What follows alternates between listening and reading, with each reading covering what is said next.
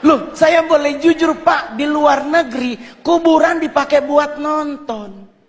Kita Indonesia lewat kubur permisi. Iya enggak? Coba kalau udah maghrib pasti misi. Lah ini dikubur 5 meter di bawah tanah. Kalau dia nyahut silakan. Di kita meninggal bro. Jadi kita harus bangga jadi orang Indonesia. Sekalipun ada yang kurang juga Pak dari bangsa kita. Kita negara terkepo nomor 2 di dunia. Tetangga berantem gak ditinggal, kita pasti dengar. Ya kan? Perancis bom meledak, penduduknya hilang. Indonesia bro, Sarina meledak, nggak nyampe 15 menit jalan Sabang, jalan Jaksa, Tanah Abang numpuk semua di perempatan.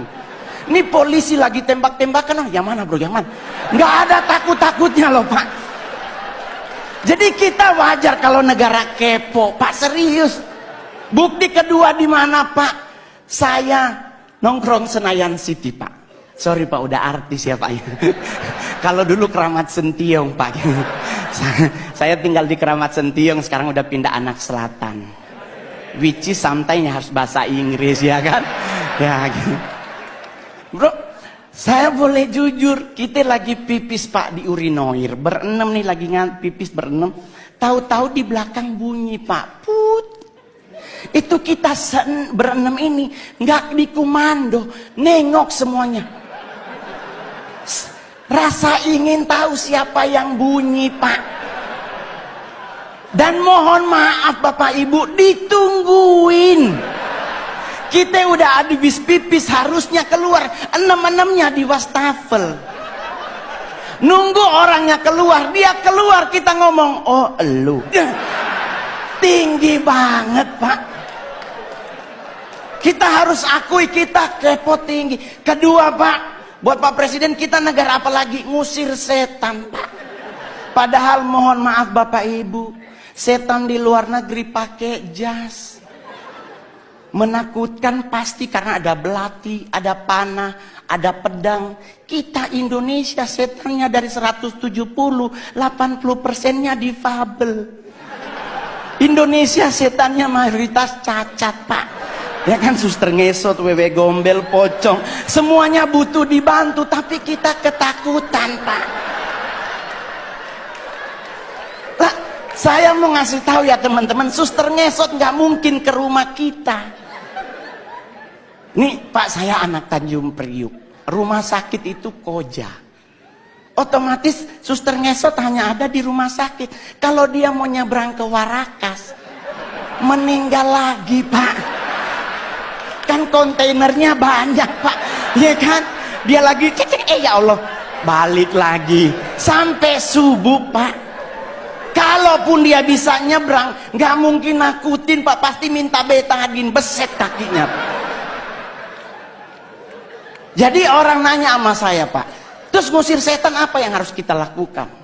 Jangan main dibaca aja Pak. Kalau Muslim dibacain ayat kursi, Kristen dibacain ayat Alkitab atau agama yang lain. Yang paling benar jangan dulu dibaca, tanya dulu setannya, lu agama apa? Iya kan? Takutnya dia Kristen dibacain ayat kursi kan gak kena bos. Iya kan? Jadi buat teman-teman semuanya, nggak usah khawatir ngadepin hidup. Saya sangat yakin dengan 1000% bahwa Pak Jokowi pasti akan umur panjang. Anda tahu kenapa?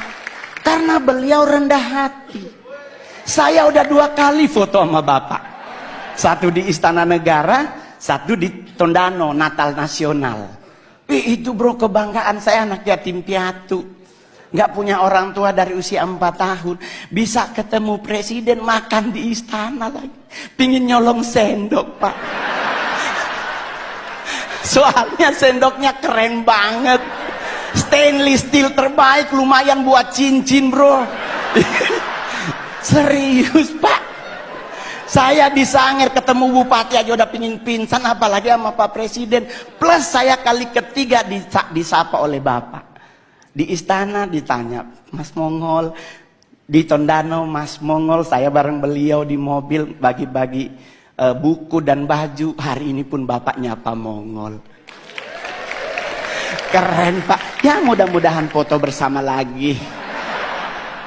Jadi Pak, saya bangga banget memiliki presiden seperti bapak. Ya kan? Kenapa bisa umur panjang? Beliau rendah hati. Ini yang paling terakhir. Orang yang cepat meninggal adalah orang yang sombong. Ajaran agama Kristen dan Islam sepakat. Nabi itu benci orang sombong. Orang sombong tuh cepat matinya. Kenapa? Jalannya petenteng-petenteng. Ya kan? Apa lu lihat-lihat? Nah itu Pak, kalau malaikat maut nunjukin muka, habis dia. Tapi kalau orang yang rendah hati dan sederhana, jalannya nunduk Pak. Seperti Pak Jokowi, permisi, ya kan? Ya, sederhana. Kenapa orang yang rendah hati meninggalnya lama? Karena malaikat maut nunggunya di depan. Otomatis kalau kita nunduk, kelihatan sepatunya. Dia kan lagi jangan, oh ya Allah dia, kalau kita putar-putar, nah, umur panjang Pak. Ya kan? Iya dong. Yang kedua, yang lama mati adalah orang apa? Orang budek Pak. Saya oma meninggal umur 100 tahun di Sangir. Mohon maaf Pak, di Sangir nggak ada aturan makanan Pak. Selama dia halal dan bisa dimakan, dimakan. Lah kita sekarang ribet makan, nggak boleh nasi putih karena karbo dan gula tinggi. Harus ganti nasi merah karena karbo gula rendah, serat tinggi. Padahal kalau bicara nasi berwarna, kuning yang paling enak. Ya dong, udah ada ayam sepotong, orek dan sebagainya ya. Gak ada orang meninggal gara-gara nasi, serius loh. Coba Anda pelajari sejarah. Jenderal Sudirman menurut dokter Belanda cuman punya 3 bulan lagi dia akan meninggal. Karena mengidap penyakit paru-paru yang akut. Tapi coba Anda cek sejarah. Lama beliau mati. Jadi kenapa Jenderal Sudirman lama mati? Rendah hati. Yang kedua, Oma Mongol sampai 100, kenapa? Dia budek Pak. Mungkin malaikat maut udah manggil dari umur 70, ibu gimana? Oma Mongol nggak denger Pak. Kenapa orang budek lama mati? Orang dipanggil sebelah aja dia nggak denger, apalagi sama yang